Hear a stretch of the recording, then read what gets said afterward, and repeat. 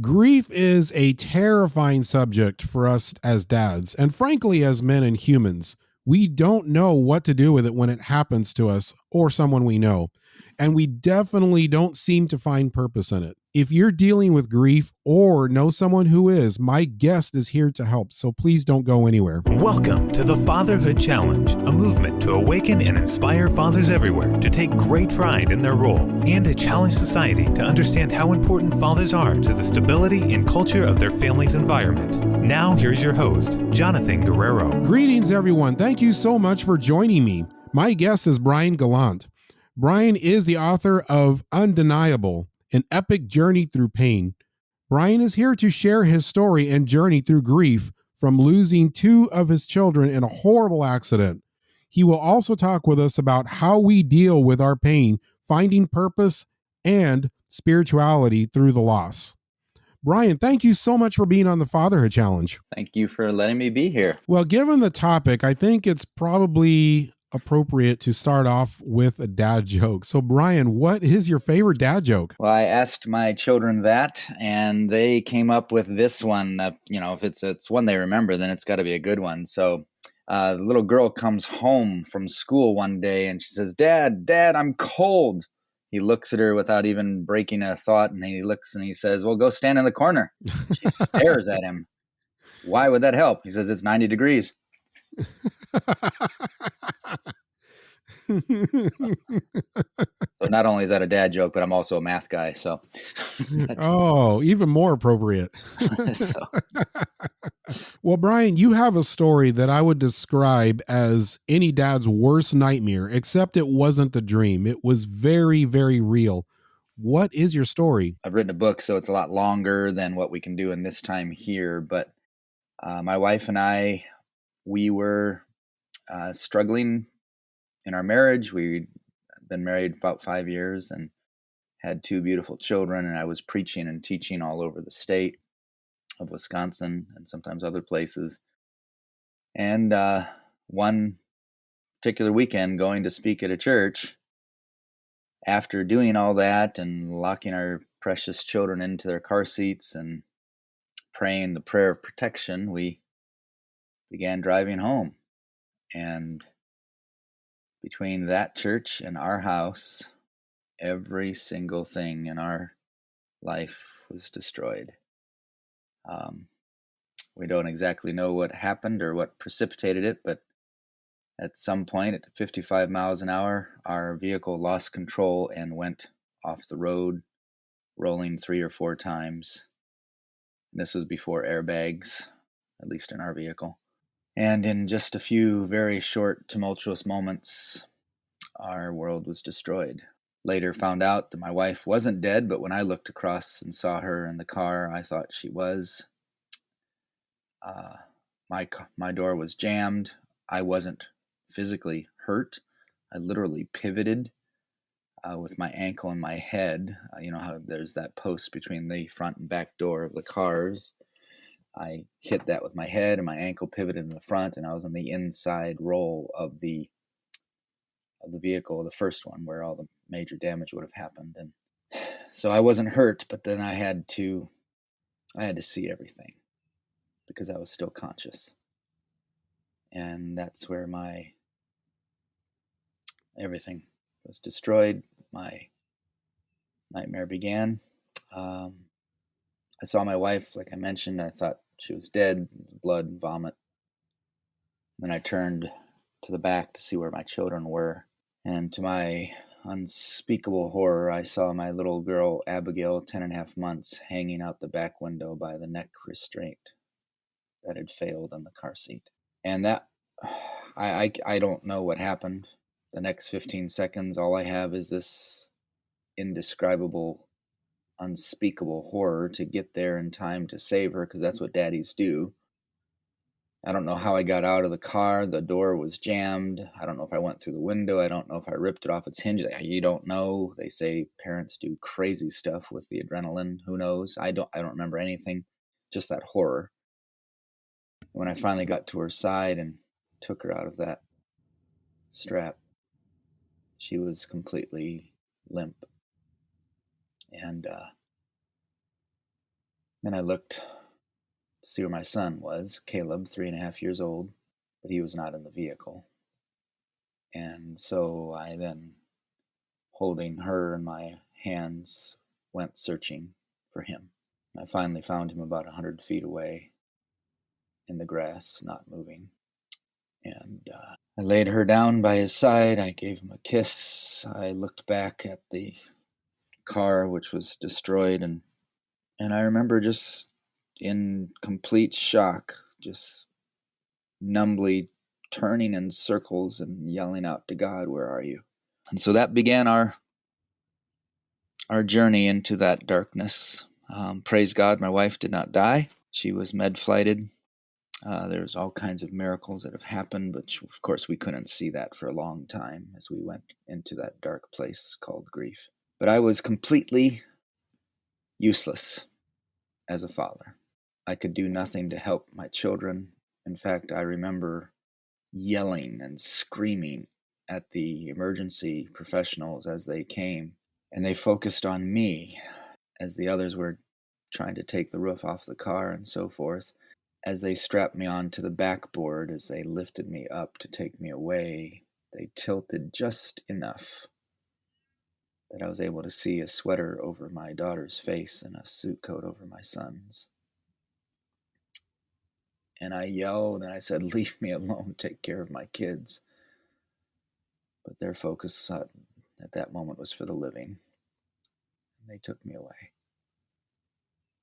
It sent us into a very, very dark place. Where was God when your car accident happened? And also, where was God when you were grieving? The Bible talks about how he makes darkness his pavilion. Well, we don't always know that. And part of the grief is the being broken and being alone. It's devastating. And so for a while, we didn't know where he was, except for the fact that he was there with people. When I got to the emergency room where my wife was flown to, there were 25 people there to surround me, to support me. There was one person who said, "I will stay with you, so you don't have to be alone." There were people that took care and love and kindness, and that's where we saw the hands and the feet of God. Also, we found out later that the very first car on the scene that was following behind us and witnessed whatever happened, in that car was a critical care nurse on her way, more than an hour away, to the exact hospital that my wife was med-flighted to. And so she was on the scene immediately, stabilizing my wife's neck and head, waiting for the emergency personnel to come. Miraculous. In fact, she was so moved by that situation and fully expected my wife to die that she didn't go to work that day and even missed the next one. And when she did come a few days later and met my wife, it was just a moment of worship and gratitude that God would have orchestrated that. So in the darkness, we didn't always know where he was. I really believe, for me, and I've described this in a number of different ways, but up to that point, I had, in a sense, put God in a box. And, God was who I studied, what I knew about, my theology. I would go look for people, listen to them long enough to tell where they're wrong, and then I would fix them or attempt to and see how well that went. God was what I could explain. And on that day, my box was destroyed. I cannot contain God. He can fill me, but I don't contain him. And in the months that followed, in the darkness and the pain and the devastation, as he then began to rebuild us and we came to know him as a God of love, deep, abiding, passionate love, not a God that I do things for or that my relationship is based on what I did, but a God who is drawing us to himself. That incredible verse in Jeremiah, "Behold, I have loved you with an everlasting love. Therefore, with loving kindness, I draw you." He did that in the darkness. And he began to rebuild us as we learned what love is. And so now he's filled us with his grace and his mercy, his presence. He's held us through the darkest possible place, they say, and he's proven to us that he's faithful. And so now I don't contain him. He fills me, and it's just a joy to see whatever he's doing all around me every day. What does it mean for us to deal with our grief? And what happens if we keep ignoring it and pushing it away? How can ignoring our grief impact our families? Nobody wants to go through the grief process. It's brutal. It just knocks you down and transforms our lives, but it doesn't go away. And we were fortunate to have a pastor who had realized that just the week in and week out messages here and there were not transforming people's lives, and he became a counselor. And he walked with us through the grief process, and it was an incredible gift, to where he could meet with us individually and help me work through the anger, where's God? I was doing everything right, by whatever your list is for what Christians are supposed to be. I was ticking them all off, and I'd done everything we're supposed to be doing, and then my kids die after preaching. I mean, what more do you want, God? So, I mean, anger was a horrible place for me, and he helped us work through that. That God's big enough to handle that anger. The denial we didn't struggle as much with. Penny had to fight to survive.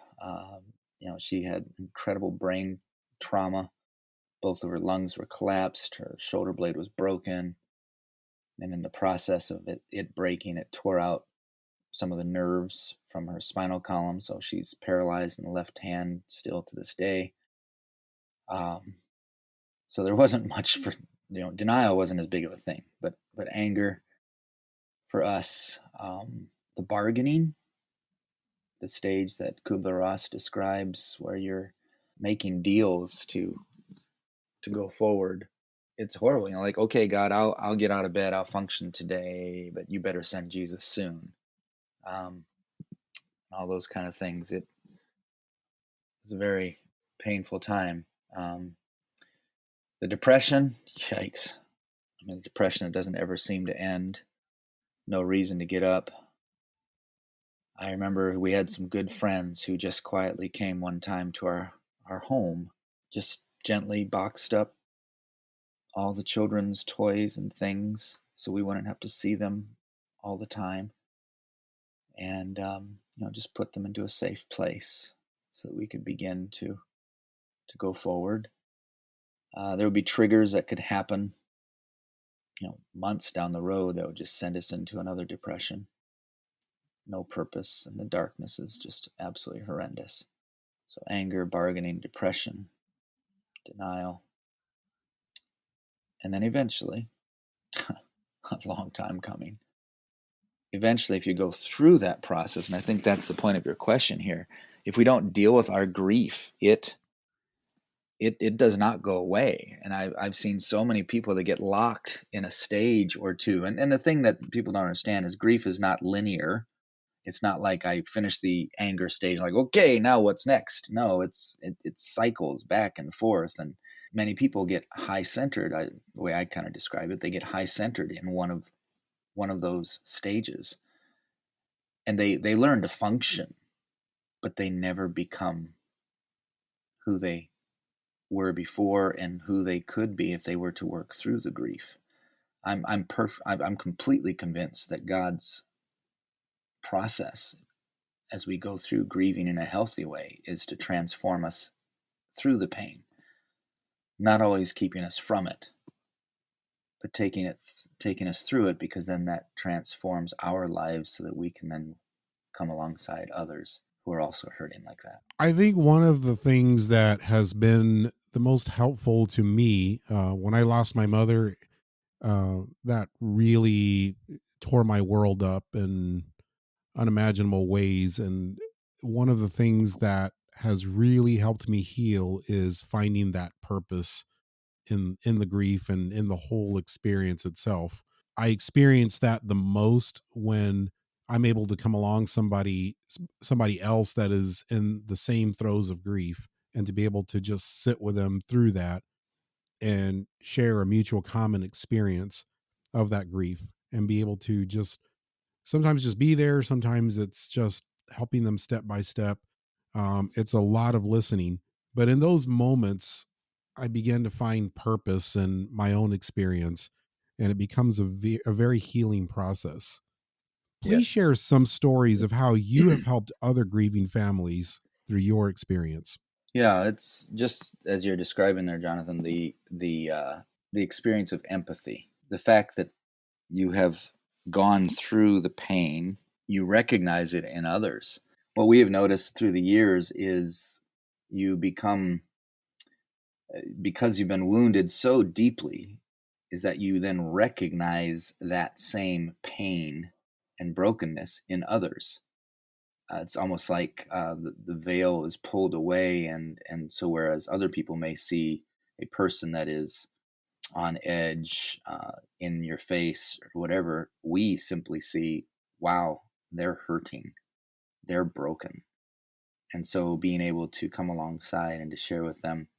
I remember one particular time we were I was actually sharing our story in a sermon in a church. This was months, probably more than a year after our car accident. And after the service, people were coming by and saying thank you and so forth and whatever they say. And I saw this lady coming that just looked angry. Just her face was just almost shriveled up with anger. And before she got to me, I kind of pulled the elder aside and I said, "Who is that?" And he looked real quickly in this knowing glance and just kind of said, "Oh, yeah, that's so and so. She just lost her husband."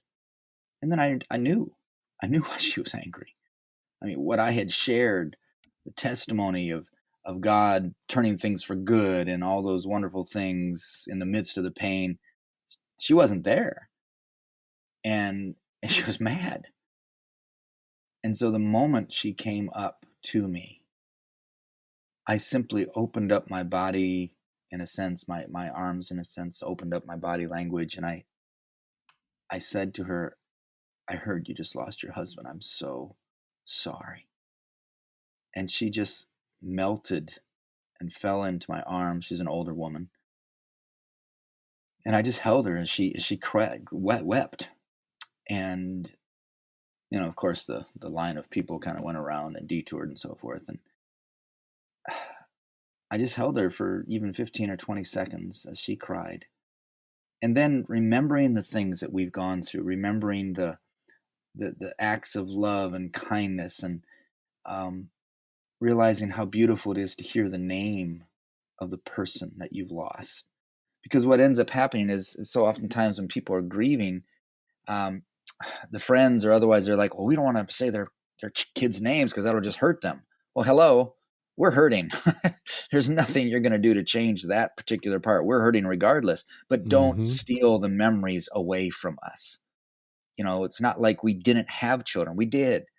We love them. We can't hold them right now, and we're devastated. We wake up in the middle of the night crying out, because they're frozen and cold, buried in Michigan, or what, all these horrible things. But don't steal the memories. Say their name. What would they be doing now? Yeah, we're going to cry. Yes, we're going to hurt, but that's okay. It's normal. And so knowing that, I said to her, what was your husband's name? And she picked her head off my shoulder. She smiled as she was going into those memories, and she shared with me his name. I said, Mm. "What did you guys like to do together?" And she went to a beautiful place for just a little bit. And then I messed up because my testimony was talking, in a sense, trying to call churches to be loving and kind and to serve. And like our little church had done around the Wisconsin Academy Church, they had just rallied around us. And so I'd given specific examples. And so I then asked her, "Has your church loved you the way ours loved us?" Oh, And that wow. angry, venomous face came back. Oh, and she almost spit the words out. She said, "No, they treated me a little different for a couple of weeks, like I had the flu, but then everyone forgot." And it was just so tragic. Her pain, she needed more of that love. but being able to recognize that. And so before we left that area, I talked with the elders of the church, and I said, hey guys, there needs to be some tangible love and support here, because when you're broken, you can't see God like you used to. You need to feel him and experience him through loving people. We literally need to become the hands and the feet and the hugs and the care. As one author says, we need to see God with skin on him. So I encourage that church to reach out and love. Well, I'd like to get into some specifics. I mean, sometimes helping people who are grieving can be out of our comfort zone, to say the very least, if we aren't really accustomed to it.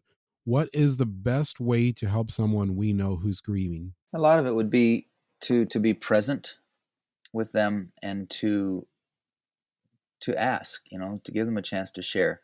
Like I mentioned, even saying the name, asking for memories, listen as they share. Don't try to fix anything. You can't fix it. And try to avoid those wonderful little platitudes. Those, oh, it's going to be okay, blah, blah. It's not. It's a dark, horrendous place. And time in and of itself is not what heals necessarily, but time does alleviate some of the things. So being a friend that walks deeply with them, and you just kind of have to disengage your need to fix things. Bible says, weep with those who are weeping, laugh with those who are laughing. Just be truly present. Be a friend who's there and willing to sit with them in that pain. Wonderful acts of kindness are always appreciated. There was a lady in our church that every single holiday, she would send us a card and say, I know you're hurting today. Even when we moved overseas, she was more faithful than family. It was incredible. Just that conscious love as she was there. Sometimes even giving permission. We had some of our closest friends who had children the same age as ours. They came to us after the accident, about a month after the accident, and they said, Bryan and Penny, we love you. There's nothing that you can do that'll change that. We love you. But we know that probably every time you see us and our family, it tears you to pieces. And so we want you to know it's okay if you need to stay away from us for a while. And I remember thinking, oh, no, you're fine. And I was all my bravado. I said, it'll be okay. But they were right. Every time we'd see their kids, our brains would just get torn up, and we'd be like, what would ours be doing? And so we naturally just pulled away from them. But they had lovingly shared that with us. They had held some good boundaries. They had let us know that they cared for us. And it was incredible. And God worked things out when we were able to come back, that we ended up being next door neighbors after God had given us 2 beautiful children after that. And he worked things out in just miraculous ways. So just being present with people. What are some of the common signs someone is grieving that are often interpreted as something else? Hurt people. Anger. The reality is we live in a world that denies, medicates, runs from pain. And so it shows up in other ways. So for me, I pretty much, when somebody's hurting someone else, when I was short-tempered, all those different evidences of being broken, it's because there's an unresolved pain or loss in their life. So there's all kinds of signs. Yeah, hurt people. The same is true that loved people love people, and forgiven people forgive people. Bryan, how can dads connect with you to get help with their grief or find out what you're doing? Yeah, well, I wrote our book, like you already mentioned. So that's available on Amazon and Audible. I actually read the book as well. That was an experience also. And on Kindle. They can, of course, reach out to you or to me, email and so forth. I'm currently serving in the Iowa, Missouri conference and loving people with some country churches. I'd be thrilled to connect with people and walk with them. I've done a number of different programs and longer ones than this, where kind of walking through these situations and more stories. But I'd be thrilled to connect with them. Also, if you go to thefatherhoodchallenge.com, That's thefatherhoodchallenge.com. And you go to this episode, look below the episode description. I'll also have the links right there where you can go directly and find the book. And you can order the book, or you can download the book for Kindle. So I will provide the link there. So, Bryan, as we close, what is your challenge to dads listening now? I would challenge dads to never take a moment for granted and to love deeply. If you feel led to give a gift, give it. Be irrational in gift giving and loving and spending time sitting there. Just truly look into the eyes of your spouse or your children. Be present. Put that phone down. Disconnect your brain from all these other things and love deeply and love well. Don't put those things off. You never know how quickly it all can change. And God has blessed us now with 4 more children in the aftermath.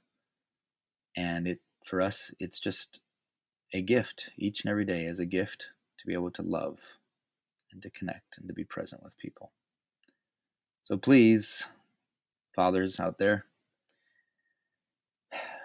choose to be true men where you're loving deeply and walking alongside your spouse, your children, your relationships. Be present, be real, and be blessed. That has been a powerful way to wrap up this discussion. I read Undeniable cover to cover, and I found it very, very helpful through my own personal challenges with grief that I've gone through, and in some cases still going through. And it's been a very useful resource for me to help others going through the same process. So I would definitely say read Undeniable cover to cover.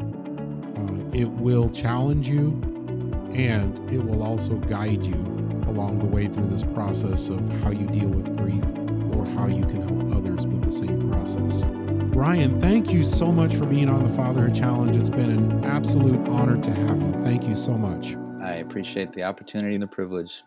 Thank you for listening to this episode of the Fatherhood Challenge. If you would like to contact us, listen to other episodes, find any resource mentioned in this program, or find out more information about the Fatherhood Challenge, please visit thefatherhoodchallenge.com. That's thefatherhoodchallenge.com.